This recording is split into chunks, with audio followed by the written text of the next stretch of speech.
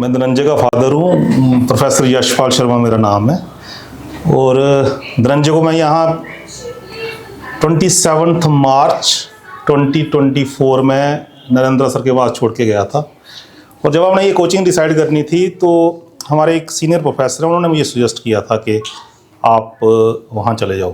तो उन्होंने specifically teachers के नाम ठाकुर साहब, मैथ वाले सर पुनीत सर और प्रियंशु सर गुप्ता सर, उन्होंने मेरे को बोला था अगर उनके बैच में जगह मिलेगी तो वहाँ छोड़ देना, ठीक है। तो मैं आया नरेंद्र सर के पास, मिला नरेंद्र सर से और फिर टीचर से भी मिला। जिस दिन कोई 4-5 दिन के बाद मैं ठाकुर सर की, क्योंकि मैं भी टीचर हूँ तो मुझे आइडिया है, तो मैं ठाकुर सर की केमिस्ट्री के कुछ लेक्चर इस बच्चे की कॉपी पे देख लिए। और फिर मैं उस दिन निश्चिंत हो गया कि धनंजय को मैं पूछना कुछ। उसके बाद शायद ही मैं धनंजय को कभी कभार पूछा होना कि केमिस्ट्री पढ़ रहा है या नहीं पढ़ रहा। मुझे पता चल गया था कि मैं अपने बच्चे को ठीक जगह छोड़ दी है, क्योंकि मेरा बच्चा स्पोर्ट्स भी करता है। एक नेशनल लेवल का स्पोर्ट्समैन है। औरंगाबाद में एक नेशनल इंस्टीट्यूट है, उसमें ये सिलेक्टेड था, खेलो इंडिया एथलीट रहा, नेशनल मेडलिस्ट है स्पोर्ट्स में। तो हमारा स्पोर्ट्स वाली साइड ज़्यादा सोच रहे थे कि बच्चा स्पोर्ट्स करेगा और साथ में थोड़ी पढ़ाई कर लेगा। बट क्योंकि जब ये यहाँ आया बच्चा, तो एक स्टेज के बाद जो कल्चर यहाँ पढ़ाई का था और जो टीचर्स की डेडिकेशन थी, स्पेशली जब इंडिया पाकिस्तान लड़ाई हो रही थी, उस समय मैं कुछ लेक्चर ऑनलाइन फिजिक्स वाले सर के सुने थे, तो रोंगटे मेरे भी खड़े होते थे पीछे होके कि कोई इतना डेडिकेटेड भी हो सकता है। और जैसे ये उस लड़ाई के टाइम एक नेशनल खेलने गया था, वापस आया और इसने डिसाइड किया कि अब मुझे थोड़ी देर पढ़ना है। तो वो जो टीचर्स की मोटिवेशन है और इस बच्चे का जो हार्ड वर्क है और इस माँ की जो आशीर्वाद है, ये बड़ा कोई आशीर्वाद है, उसकी वजह से धनंजय ने अच्छा किया। लेकिन मतलब मुझे इस फील्ड का समझ है, मतलब कोचिंग में समझता हूँ। और क्योंकि कोचिंग जब टीचर्स 3 टीचर लगातार हर दिन वही टीचर हैं और वही कंटिन्यूसली एक बच्चे को गाइड कर रहे हैं, ऑब्जर्व कर रहे हैं, मतलब रिजल्ट तो आएंगे। तो ये रिजल्ट धनंजय का तो है, बट पढ़ो जी की जो फैकल्टी है उनकी वजह से धनंजय का ये रिजल्ट है। अगर धनंजय से भी पूछो आप, धनंजय को भी पता कि मुझे रास्ता मेरे गुरुओं ने बताया है। धनंजय का बेस्ट पार्ट ये है कि ये ब्लाइंडली फॉलो करता है। जब ये गेम खेलता था ना, तो इसके उज्जवल गुप्ता सर कोच थे। अगर सर ने कह दिया कि आज जमीन पे सोना है, तो मजाल है कि इसके मम्मी पापा उसको बेड पे सुला दें। मतलब इसका इसमें बड़ा है योगदान कि ये ब्लाइंडली फॉलो करता है बचपन से। ये नहीं है कि अभी बड़े होके, शुरू से ये ब्लाइंडली फॉलो करता है। अब टीचर्स ने जो बोल दिया, किसने ब्लाइंडली फॉलो करना है? चाहे मदर कहती रहे यार प्री बोर्ड है वो देख ले, सर ने कहा क्या है तो 75% ही चाहिए, और वो कोई मैटर नहीं करता। तो ये इसका सारा है कि मतलब ब्लाइंडली फॉलो करता है, रिलीजियसली। ब्लाइंडली इज थोड़ा नेगेटिव वर्ड आ जाता है, रिलीजियसली फॉलो करता है शुरू से। अगर पापा ने बोल दिया कि ये चीज करनी है तो ही विल फॉलो इट, कोई वो सेकंड क्वेश्चन नहीं आएगा उधर से। तो वो इसका भी बहुत बड़ा वो है कि, और हम दोनों मतलब मैडम भी केमिस्ट्री प्रोफेसर हैं, मुझे जरूरत नहीं पड़ी केमिस्ट्री चेक करने की। मतलब पता चल गया था कि बच्चा सेफ है और ठीक जगह पे बैठा है।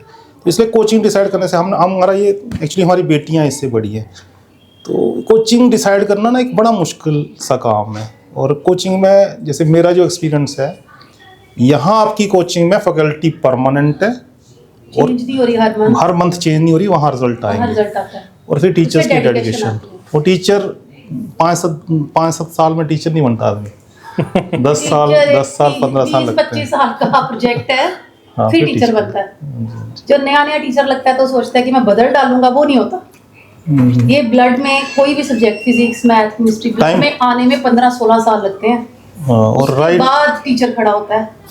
आप ऐसे कह दो कि नहीं, मतलब क्लास में खड़े होकर क्वेश्चंस के आंसर देना, पहले उस 1 घंटे की क्लास के लिए ना 4 घंटे का होमवर्क होता है टीचर का। ये हमें पता है, ये हम दोनों को पता है। तो इसलिए सर आप लोगों को, हमसे ज्यादा आप लोगों को थैंक यू है। इस लेवल की पढ़ाई में खड़े होना ये नहीं है सवाल। बस सोते जागते आपको दिखते होंगे प्रश्न उत्तर दिमाग में कि फलाने एग्जाम में वो प्रश्न आया था, उसके 4 चॉइस थी, वो बहुत पास थी। अब बच्चों को कैसे ट्रिक देनी है कि वो बेस्ट चुने। नहीं, ये तपस्या है। जो पुराने जमाने में कहते थे ना, मेरे गुरु द्रोणाचार्य रहे हैं या मेरे गुरु परशुराम जी हैं, घमंड है। तो धनंजय को बिल्कुल घमंड करना चाहिए कि मेरे गुरु पड़ोजी वाले हैं। and I am thankful to you. Seriously, I am thankful to you. Sir वो क्या मूवमेंट थे, बिकॉज आप भी लास्ट 20 ईयर्स से स्टूडेंट्स को पढ़ा ही रहे हैं, राइट?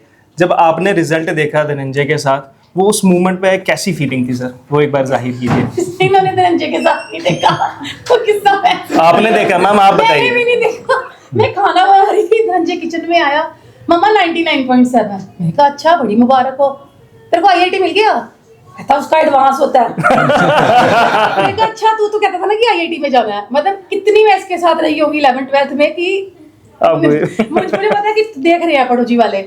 मैं कहा चल ठीक है, मैं कहा स्कोर अच्छा है। हाँ मम्मा। मैं बाहर गई, मेरे हस्बैंड सब्जी लेकर आए, मैं कहा डॉक्टर साहब 99.7। आई वाज लाइक दिस, ओहो 2 किलो वेट लूज कर लिया।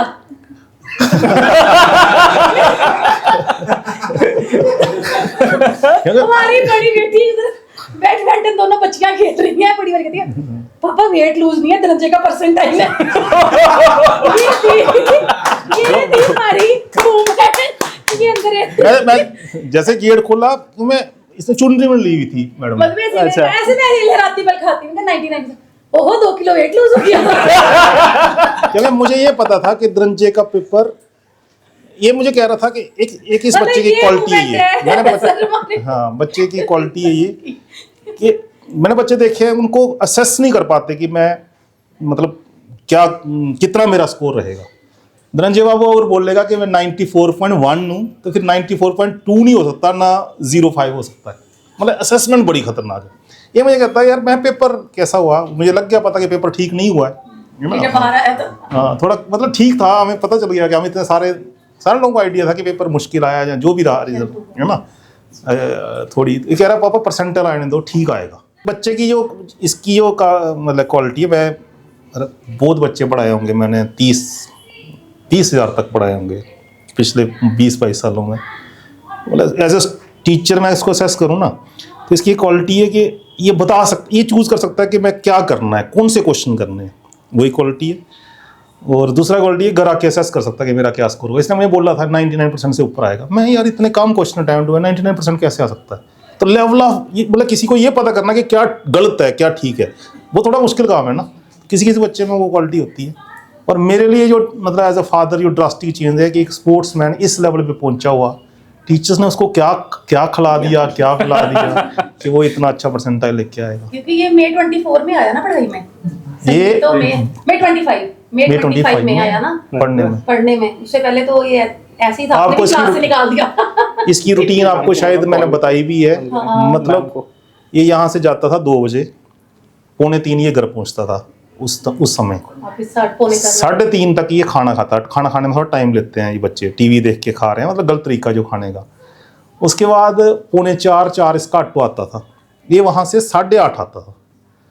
8:30 तक इसको ना वो जो उज्जवल गुप्ता सर है ना, हम टीचर हैं हम भी, लेकिन वो बहुत स्ट्रिक्ट टीचर है। मतलब तलवारें पड़ी हुई हैं, मार चार ठीक ठाक पड़ती थी उधर।